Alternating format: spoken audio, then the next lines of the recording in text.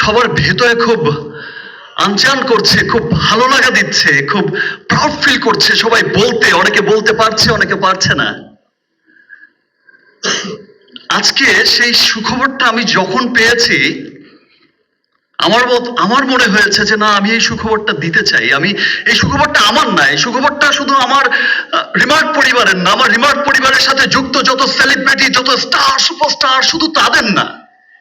এই সুখবরটা হচ্ছে বাংলাদেশের প্রত্যেকটা মানুষের, বাংলাদেশের প্রত্যেকটা মানুষের জন্য সুখবর, খুব আনন্দের, খুব গর্বের। আজ আমি শুধু একা গর্বিত নই, এই সুখবরের পর বাংলাদেশের প্রত্যেকটা মানুষ গর্বিত হবে।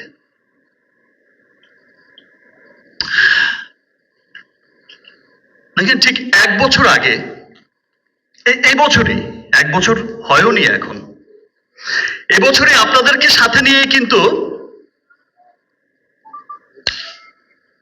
রিমার্ক পরিবারের সাথে কিন্তু যাত্রাটা শুরু করেছিলাম, অফিসিয়াল এই যে কাজকর্ম দিয়ে। এবং সেই দিন কিন্তু কিছু কথা বলেছিলাম, খুব প্রাউডলি বলেছিলাম।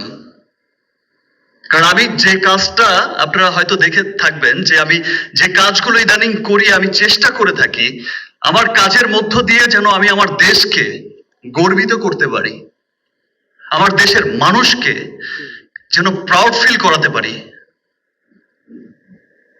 আজকে যেমন আমার সিনেমা নিয়ে দেশের বাইরে মানুষ বলে যে এটা আমাদের সিনেমা, দেশের বাইরের বড় বড় মাল্টিপ্লেক্স চেইনে গিয়ে যখন নাকি আমার দেশের মানুষের ক্রাউড দেখে সেই দেশের মানুষ বলে যে এরা কারা, বলে যে এটা আমার দেশের, সেইখানকার মানুষগুলো বলে, সেই ইউরোপিয়ান, আমেরিকান, সেই মিডল ইস্টের, সেই সমস্ত দেশের আমার বাঙালি বলে যে এটা আমার দেশের স্টারের ফিল্ম, আমার দেশের ফিল্ম, লোক আসো দেখি।